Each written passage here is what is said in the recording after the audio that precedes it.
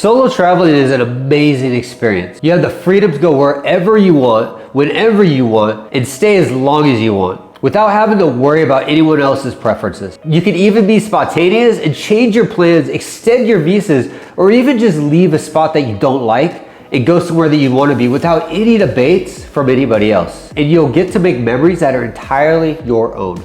These experiences can help you become more self-reliant and aware of the world around you. Pretty cool, right? However, it's important to remember that you have one major responsibility: your safety. It's important to remember that traveling alone comes with its own set of risks. You'll need to take responsibility for your own safety and stay aware of the surroundings at all times. That's why it's important to be situationally aware, plan ahead, and have some basic safety ideas to ensure that your safety traveling experiences are both enjoyable and safe. So let's talk about some of those basic ideas for your safety. Culture and local rules. Learning a new country's culture can be a challenge of what is right and what is wrong. For those that stay in tourist areas, tourist hotels, tourist sites, they can get away with a lot of culture breaking with ease. And most of the locals will just accept that you're not local and life goes on, unless you do something extremely bad. However, when you start to go to rural areas or hanging out with the local people, they're gonna start expecting you to follow some of the common rules. These can include the public norms, religion regulations, or even interactions with the opposite sex.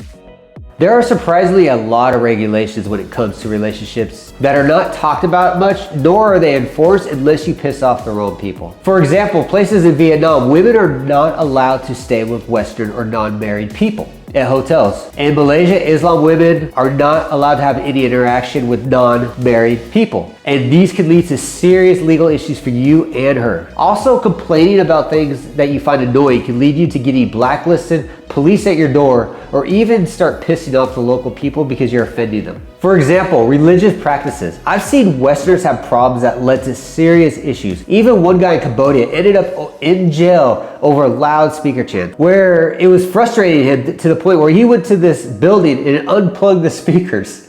This is a big no-no. It can be insanely frustrating for Westerners to adapt to these types of things, and I get that. And this reminds me of when I was in Chiang Mai like 2 months ago. Every morning at 5:45, a loudspeaker would come on. It'd be 20 minutes of government updates and then 25 minutes of the monk speaking about different chants and stuff like that. Or when I was in Dong Hai, Vietnam, the public speaker went off all day except for 10 to 1 p.m. as for some reason in Vietnam, adults sleep for like 2 hours during the day. But what was that noise in Vietnam about, you might ask? It was local news. It was military updates. It was vaccine messages. It was don't run red lights. It was just stuff you'd hear on your local news back home. I joked about it at a coffee shop while I was there waiting for some friends, and this Vietnamese dude next to me, he got annoyed and he started questioning like I was insulting his government and his culture. Sometimes it's going to be annoying to you, but you have to be careful. So be mindful what is different to you could just be normal to this country.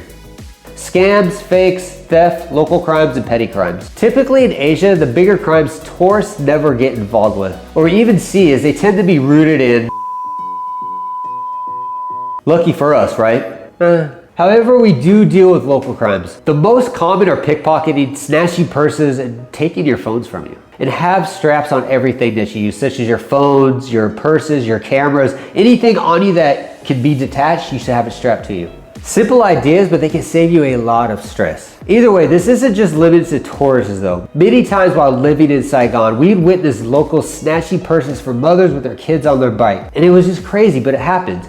And a sad fact about this, like places like China, Vietnam, the locals typically do not get involved in these crimes, nor do they try to help out these victims. And as much as I hate to say this and it frustrates me, it's almost better for you not to get involved in some of these situations unless you're ready for the aftermath and drama that's gonna follow, because it will. The main reason why many in Vietnam don't get involved is the police tend to show up, as they should, and you become part of the problem, even if you weren't. Becoming a problem with the police in Vietnam leads you to having to pay random made-up fines to get out of these situations that you invited yourself into. This reminds me of a long time ago, maybe 2016. There was this nasty crash from a bus hitting a motorbike going while we were driving up to Phan Thiet. And we ended up stopping, doing a U-turn and parking on the sidewalk and trying to help this family. Police showed up in about 10 minutes, as they did, and they started asking people questions. What's going on? Yeah. Within a few minutes, we were the problem. It wasn't the crash. It wasn't the blood. It wasn't the screaming. It was that our bike was on the sidewalk facing the wrong way. and we ended up leaving the area having to pay $500K because the bike was on the wrong side. Remember, we went around the other side to help these people. We did nothing wrong, but we ended up being the ones that got in trouble. So with that being said, my advice on this, and it's just mine,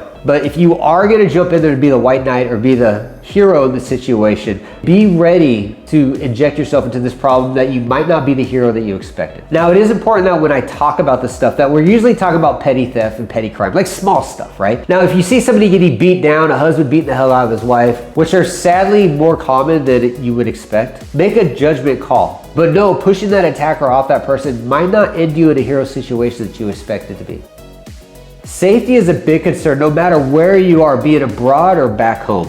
While traveling abroad, this is more important than ever to watch your back. So let's talk about some basic tips to keep you safe, aware, and focused while you're traveling. The most obvious one is to avoid isolated areas, small alleys, and dead-end areas at night when you are alone. I know it's common in Asia that a lot of party roads and night markets will be found in these alleys, and that's fine. However, in general, if it's 9 p.m. or later and you're walking home, try to avoid these roads and also know where the main roads are with streetlights. So if something does go wrong or bad, you have an escape plan at all times.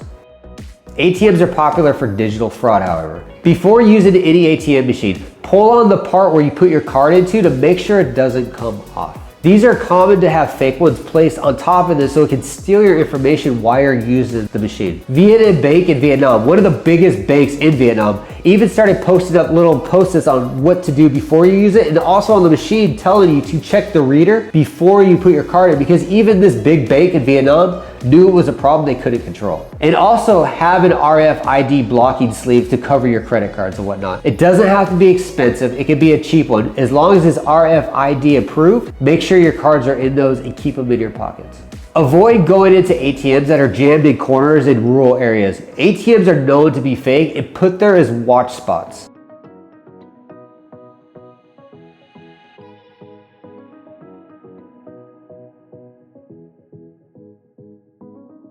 Also, showing off your valuables. Watches, rings, new tech, anything considered expensive to the area. And secure your belongings and make it harder for thieves to snag stuff from you, even if they're trying to do it like a little drive-by. These things are common and they happen in public areas. So don't be fooled that these things only happen in night and dark areas. They happen all the time.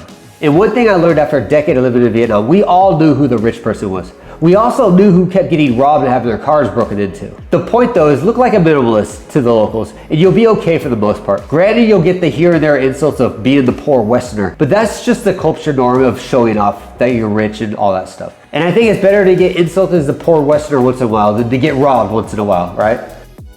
Have the ability to defend yourself in simple situations, or at least give off the vibe that you can take care of yourself. This doesn't only mean for guys. A girl with a confident look is less likely to be attacked or robbed than somebody that's walking around looking confused. And speaking of self-defense, I think that Bruce Lee wrote one of his very old books from back in like the 80s, I think is when I read it, is walk in the middle of the sidewalk. Try to avoid walking near buildings, and when you're going to a corner, try to be a little far from it. Avoid walking next to the street. Try to walk in the middle of the sidewalk and it'll help you avoid a lot of conflicts.